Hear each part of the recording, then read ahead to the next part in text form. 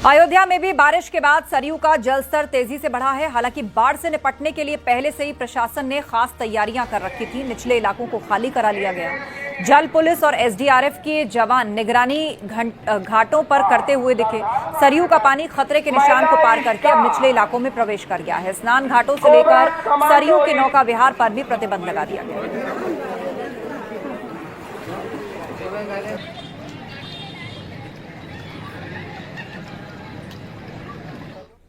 आगरा में चंबल के बाद यमुना नदी का भी जलस्तर लगातार बढ़ रहा है। यमुना के खतरे का निशान 499 मीटर है। अभी यमुना का जलस्तर 492 पर पहुंच गया है।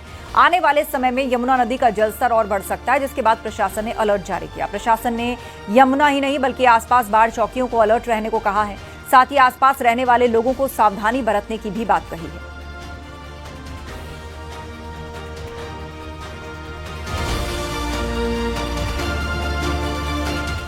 सहारनपुर की मां शाकुंभरी यूनिवर्सिटी में भारी बारिश की वजह से जलभराव हो गया। आलम यह था कि यूनिवर्सिटी के वाइस चांसलर को ट्रैक्टर से घर लौटना पड़ा। वहीं बलिया में दूल्हा नाव में बारात लेकर दुल्हन के घर पहुंचा।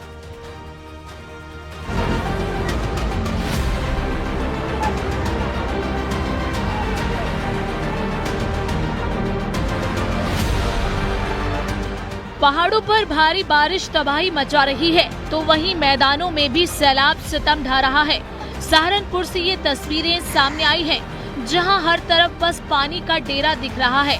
बारिश के बाद शाकुंभरी यूनिवर्सिटी पानी में डूब गई है।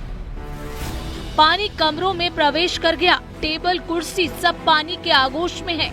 यूनिवर्सिटी के कुलपति आवास में करीब 1 फीट तक पानी भर गया, जिससे वहां रुकना भी मुश्किल हो गया।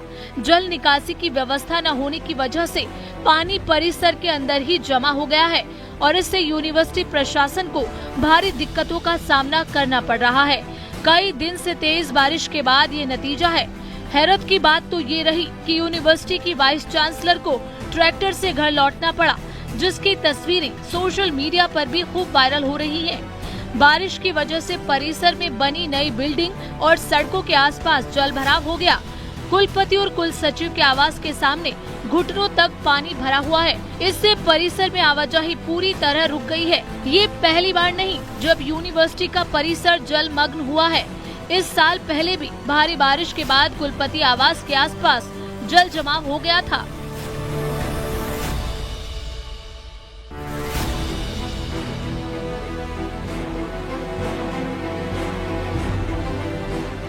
यूपी के दूसरे कई जिलों में भी बारिश जी का जंजाल बन गई है। नदियां उफान मार रही हैं। बाढ़ के बीच एक अलग तस्वीर देखने को मिली। दूल्हा सेहरा बांधकर नाव से उतरा। न बैंड बाजा और न ही ज्यादा चमक दमक। सादगी के साथ दूल्हा बलिया के 82 गांव में अपनी दुल्हनिया को लेने पहुंचा। बिहार से बारात को बलिया आना था, लेकिन लगातार हो रही बारिश बाधा बन रही थी। सड़कें डूब चुकी थी, इसलिए सड़क मार्ग का इस्तेमाल करना खतरे से खाली नहीं था। शादी का दिन फिक्स हो चुका था, जिसे टालना भी मुश्किल था, क्योंकि शादी की तैयारियों में काफी खर्चा हो गया था। इसलिए शादी की तारीख को बदलना भी संभव नहीं हो पा रहा था। इसके बाद दूल्हे के परिजनों ने बारात को नाव पर ले जाने का फैसला किया। नाव पर जब दूल्हा गंगा की लहरों को पार करते हुए बारातियों के साथ बलिया पहुंचा, तो वहां भी लोग दंग रह गए। वहां पर मौजूद लोग इस खास बारात का वीडियो बनाना नहीं भूले। वहीं दूल्हे के पिता का कहना था कि गंगा जी के आशीर्वाद की वजह से शादी यादगार बन गई। सहारनपुर से देवेश त्यागी, बलिया से रत्नेश कुमार सिंह के साथ bureau report, news 18 UP Uttarakhand.